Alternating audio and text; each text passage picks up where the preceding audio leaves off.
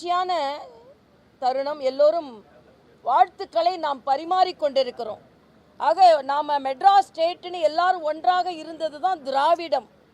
ஆனால் தமிழ்நாட்டில் தமிழ் என்ற வார்த்தை மறைக்கப்பட்டு திராவிடத்தை கொண்டு வந்ததே திமுக தமிழுக்கு இழைக்கும் அநீதி என்று நான் சொல்வேன். தமிழ் என்ற வார்த்தை ஏனென்றால் திராவிட நாடுகளை சார்ந்த தெலுங்கு, ஆந்திரா, கன்னடா அந்த வார்த்தையை பயன்படுத்துவதில் எல்லாரும் சேர்ந்து இருக்கிறதா திராவிடம்னு பயன்படுத்துகிறாங்க. ஆனால் தமிழின் தொன்மையை மறைப்பதற்கும் தமிழ் என்ற வார்த்தையை மறைப்பதற்கும் திராவிடம் என்ற வார்த்தையை இவர்கள் பயன்படுத்துகிறார்கள். ஆக தமிழுக்கு அநீதி இழைத்துக் கொண்டிருக்கிறார்கள். மற்ற திராவிட மாநிலம் என்று சொல்லுகின்ற மாநிலத்தில் கூட தெலுங்கு தேசம், கன்னட தேசம் என்று தான் சொல்கிறாங்க. ஆனால் இவங்க திராவிட நாடு என்று சொல்லி தமிழின் தொன்மையை மறைத்து கொண்டிருக்கிறார்கள். ஆக எல்லாமே அரசியலுக்கான அப்பட்ட நாடகம். அது மட்டும் இல்லை, மரியாதைக்குரிய முதலமைச்சர் அவர்கள் ஒரு யுகாதி வாழ்த்து தெரிவிக்கிறதுல கூட பிரிவினை ஏற்படுத்துகிறார் என்பது மிக மிக வேதனையான ஒன்று.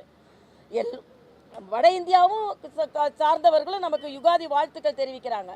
ஆனால் அந்த வாழ்த்து தெரிவிக்கிறதுல கூட ஒரு பிரிவினையை ஏற்படுத்தி ஹிந்தியை பற்றி சொல்லி, ஆக இது தமிழனின் பண்பாடு கிடையாது. ஆக திராவிட முன்னேற்ற கழக தலைவர் அண்ணன் ஸ்டாலின் அவர்களும் உதயநிதி அவர்களும் தமிழின் அடையாளத்தை தொலைத்து கொண்டிருக்கிறார்கள் என்பதுதான். அதே மாதிரி கீழடியில் முதலில் கீழடி அகழ்வாராய்ச்சிக்கு அதிக நிதி ஒதுக்கியதே மரியாதைக்குரிய பாரத பிரதமர் தான். ஆக கீழடியில் அகழ்வாராய்ச்சிக்கு நிதி ஒதுக்குனா நாங்கள் அழுத்தம் கொடுத்ததுனால அப்படின்னு சொல்ல வேண்டியது. அதே மாதிரி சாகித்ய அகாடமியை பற்றியும் ஞானபீட விருதை பற்றியும் ஒருதலை பட்சமாக இருந்து கொண்டிருக்கிறார்கள் என்று சொல்லிட்டு தமிழர்களுக்கு கிடைத்த உடனேயே அது தனியார் நிறுவனமா அரசாங்க நிறுவனமா என்று பாராமல் உடனே அவர்களுக்கு கிடைக்கும் பொழுது நாங்கள் அழுத்தம் கொடுத்து தான் நாங்கள் போராடி தான் பெற்றோம் என்று சொல்வது. ஆக நீங்கள் போராடி யூபி அரசாங்கத்தில் நீங்கள் ஆட்சியில் இருக்கும் பொழுதே தமிழுக்கு எந்த மரியாதையும் உங்களால் கொண்டு வர முடியவில்லை, தமிழர்களுக்கும் எந்த மரியாதையும் கொண்டு வர முடியவில்லை.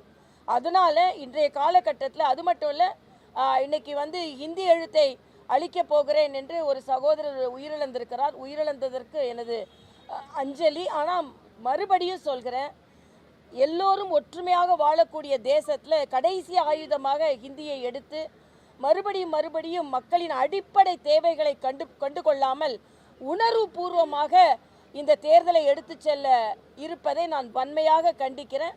உண்மையான மதச்சார்பற்றவர்கள் என்றால் தேசிய ஜனநாயக கூட்டணி தான், மரியாதைக்குரிய பாரத பிரதமர் தான்.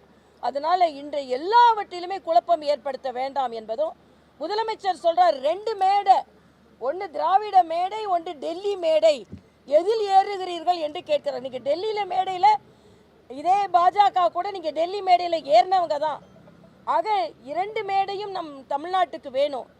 நம்ம தமிழ்நாட்டு மேடையில் ஏறி மத்திய அரசின் நல்ல திட்டங்கள் தமிழ்நாட்டிற்கு கிடைக்க வேண்டும். ஆனால் மறுபடியும் மொழியாக இருந்தாலும் சரி, மேடையாக இருந்தாலும் சரி, மாநிலமாக இருந்தாலும் சரி, பிரித்து நீங்கள் வைக்கிற மேடை இன்னைக்கு அதிகமான எண்ணிக்கை ஏற்றி உங்கள் மேடை சரிஞ்சிரும் போல இருக்குது. இந்திய கூட்டணி என்ற மேடை சரிஞ்சிரும் போல இருக்குது. ஆனால் நாங்கள் மிதமாக சரியான கூட்டணி அமைத்து இந்த தேசிய ஜனநாயக கூட்டணி நிச்சயமாக வெற்றி பெறும் அளவிற்கு நாங்கள் உழைத்து கொண்டிருக்கிறோம். மக்களும் அதை எதிர்பார்க்கிறார்கள். ஏன்னா விளாத்தி குளம் ஒன்றே போதும் எவ்வளவு கொடூரம் தமிழ்நாட்டில் நடந்து கொண்டிருக்கிறது என்பதற்கு. அதனால் நிச்சயமாக மக்கள் மாற்றத்தை எதிர்நோக்குகிறார்கள் என்பது எனது கருத்து.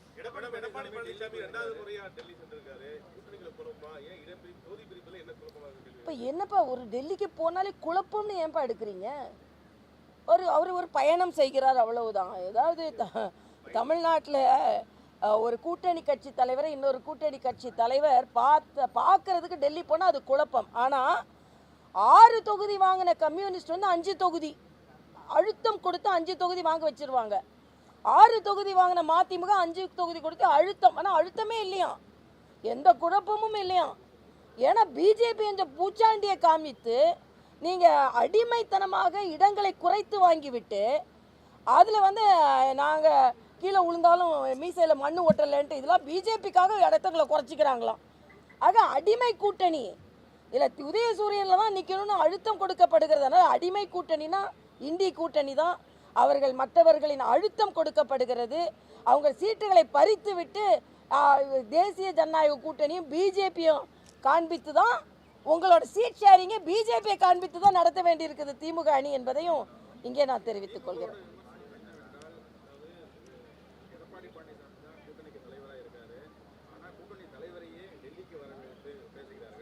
கனிமொழி ஏன் போய் ராகுல் காந்தியை போய் பார்த்தாங்க? கனிமொழி ஏன் போய் ராகுல் காந்தியை பார்த்தாங்கன்னு நான் கேட்குறேன். அதனால் தேசிய கட்சி, மாநில கட்சி, மரியாதைக்குரிய அமித்ஷா அவர்கள், மரியாதைக்குரிய எடப்பாடி அவர்களை சந்திப்பதற்கு தமிழ்நாட்டு வந்தாங்க. மரியாதைக்குரிய மோடி அவர்கள் தமிழ்நாட்டில் எல்லா தலைவர்களுடைய மேடையில் இருக்கிறதுக்கு தமிழ்நாட்டுக்கு வந்தாங்க. ஆக நிர்வாக ரீதியாக, நட்பு ரீதியாக பயணம் செய்வதில் என்ன தவறு இருக்குன்னு நான் கேட்குறேன். இதெல்லாம் விவாதத்துக்குலாம் நான் வரலைங்க. நாங்கள் சுமூகமாக போய் கொண்டு இருக்கிறோம், அவ்வளவுதான்.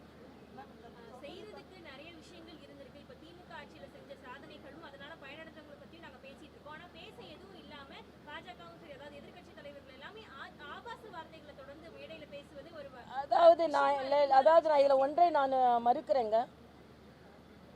சில பேர் சில வார்த்தைகளை பெண்களுக்கு எதிராக பேசினால் நிச்சயமாக அதுக்கு எதிர்ப்பு தெரிவிப்போம், அது கண்டனத்திற்குரியது. ஆனால் நான் ஒரு கேள்வி கேட்குறேன், திமுக கூட்டணி கட்சியை சார்ந்தவர்களுக்கு, ஒரு வார்த்தைக்கு கண்டனம் தெரிவிப்பவர்கள் ஒரு கொலைக்கு கண்டனம் தெரிவிச்சிங்களான்னு நான் கேட்குறேன். ஒரு பெண் குழந்தை கொலையுண்டு அங்கே கிடக்கிறாள். எல்லாம் அப்படி சொல்லலாமா வேணாமான்னு மெதுவாக நீங்கள் கண்டனம் தெரிவிக்கிறீங்க.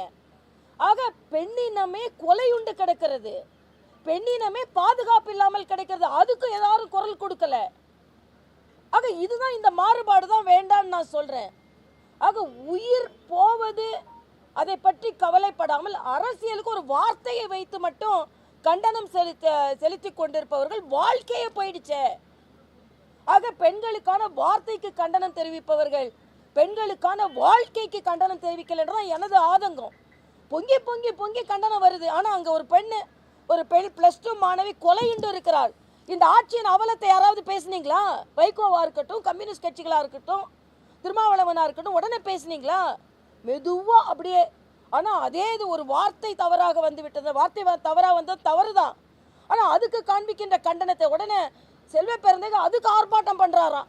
நான் கேட்குறேன், ஒரு குழந்தை கொலையின்றிருக்கு, அதுக்கு ஆர்ப்பாட்டம் பண்ணீங்களா நீங்கள்? அதே மாதிரி பெண்களுக்கான பாதுகாப்பு இல்லை. இங்கே மதுராந்தகத்துக்கிட்ட ஒரு குழந்தை பாலியல் பலாத்காரம் செய்யப்பட்டிருக்கு. அங்கே ஒரு குழந்தை பாலியல் பலாத்காரம் செய்யப்பட்டு கொலை செய்யப்பட்டிருக்கு. சிலிண்டரை தூக்கி தலையில் வச்சுட்டு போராடிட்டு இருக்கிறாரு. சிலிண்டரை தலையில் தூக்கி வச்சுன்னா இன்றைக்கி சிலிண்டர் உள்நாட்டு உற்பத்தி 73% அதிகரித்திருக்கிறது. இன்னைக்கு ஹர்மூஸ் மூலமாக நம்ம கப்பலில் மட்டும் விட்டு கொண்டு இருக்கிறார்கள். சிதம்பரம் அதில் வேறு விட்டது 8 நாளைக்கு தானே கேஸ்ன்னு. அதுக்கப்புறம் மோடி ஏற்பாடு பண்ணுவார். நீங்கள் இலங்கை தமிழர் பிரச்சனையில் எப்படி வெளியுறவு கொள்கையை வச்சுருந்தீங்கன்னு எல்லாருக்கும் தெரியல.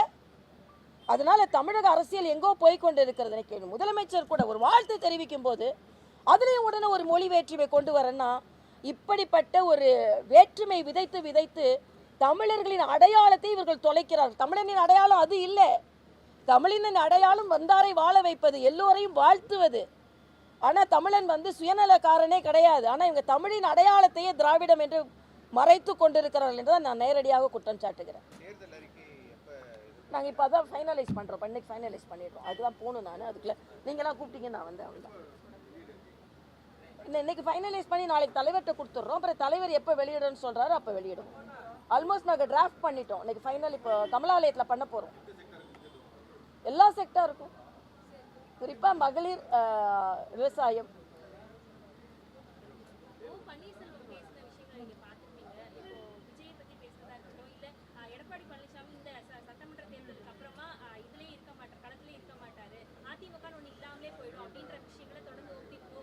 நான் ஓபிஎஸ்க்கு நான் முக்கியத்துவம் கொடுக்க விரும்பலைங்க.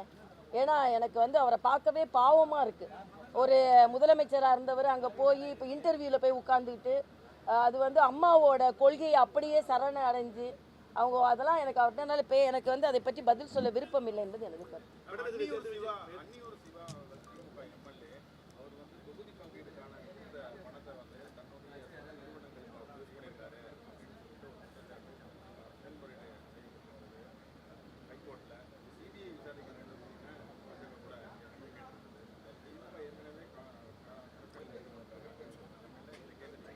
இல்லை எங்கே முறைகேடு நடந்தாலும் அது தீவிர விசாரிக்கப்பட வேண்டும். அது